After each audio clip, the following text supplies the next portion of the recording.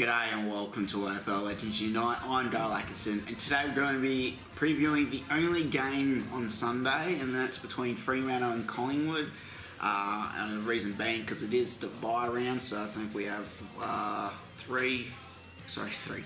six teams who are on the bye, which is St Kilda, Sydney, Carlton, Dogs, Lions, and the D's. So this one's going to be a very interesting game of football to see where Collingwood truly are at. And Fremantle, after coming off 100-point whopping at the hands of the Crows. So, this is going to be quite interesting to see who comes on top. I'm playing it safe. And I'm going to go to the Dockers just because it's at home. Collingwood have improved quite a bit. But I just don't feel like... Oh no, I guess they could win it. They can win it. They can win it. They could win it. They can win it. It's a 50-50 game, I'd say. But yeah, definitely the conditions should be fine over in Perth. But it's going to be an interesting one. Despite the fact Collingwood do dominate most of the stats. Disposals 403 to 378 on average, so they get plenty of the ball. Efficiency, however, hasn't been their strong suit. 74% to Dockers, 73% Collingwood, but it's not that bad. Efficiency inside 50 is pretty bad for both sides though. 47% to 49%. Obviously, if we try to break that down to goal scoring, it'd be a lot lower.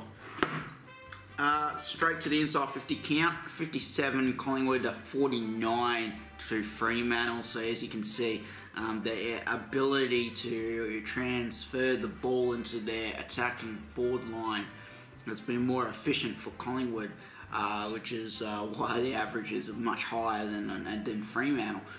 Fremantle have struggled a bit, and they're just so been easily to shut down. Last week it was just, they didn't even run. They didn't look like they were running. There's only one player on the field, and that was Fife.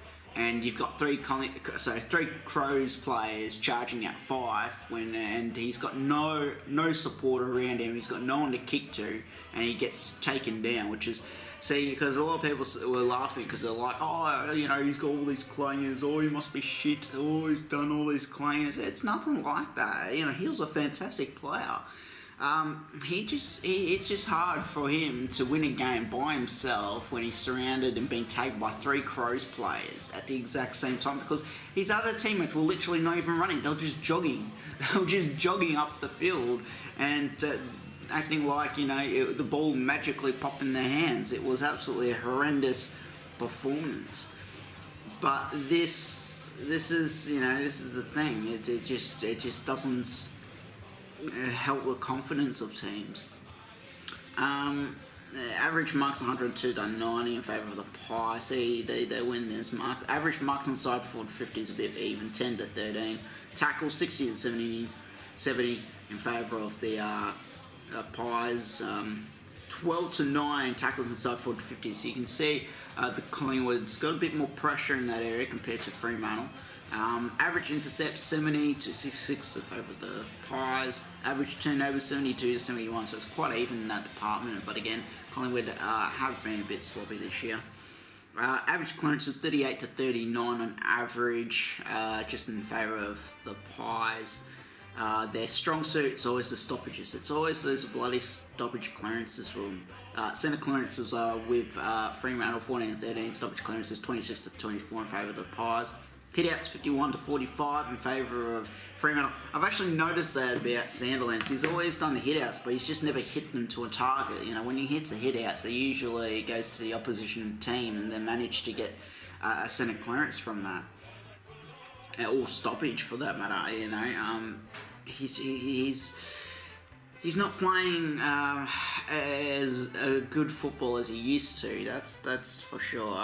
Again, it's probably to do with the stock of players they've got. They're just not. They're just not. There's just a lot of questions about their abilities to actually work and function as a team. And yes, I know they've had a lot of wins, but they've been very, very, very, very close wins, and they're lucky wins, I call them. And I think they had how many games did they win? It was like under 6 goals, like 3, 4. Head back to round 1 for Fremantle. Oh yeah, that's right. They got smashed by Geelong at home. Then they got absolutely destroyed by Port Adelaide in Adelaide. And then, did they win their first game here? Yeah, they won their first game against the Dogs by 16 points. 18 points. Oh no, it was 16 points. What am I talking about? 16 points against the Dogs. Dogs aren't playing that well either this year. They've slowed down quite considerably. Then they took on Melbourne, won by 2 points. Melbourne had plenty of screenshots were inaccurate, but they were good in that game.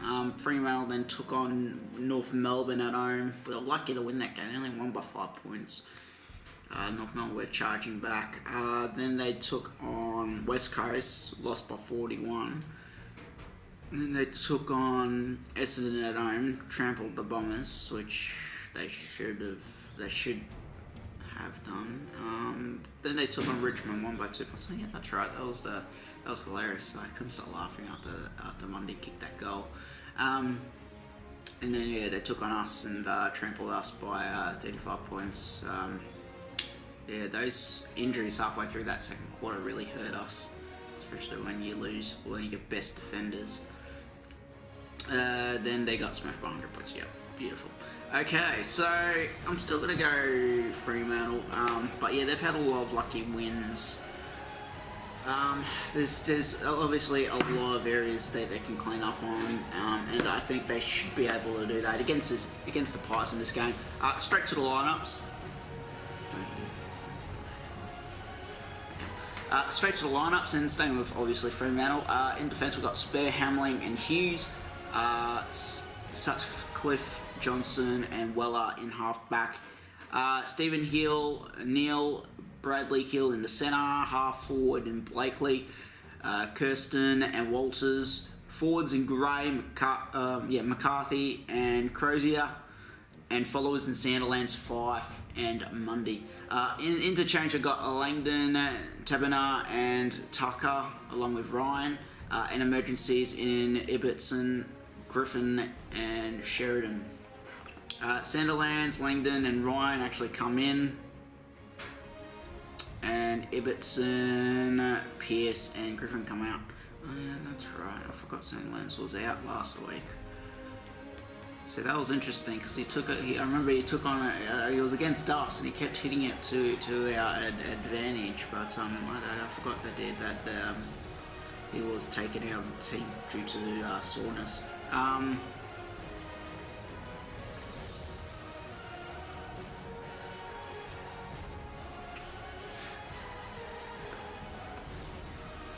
not going to comment to that, guys.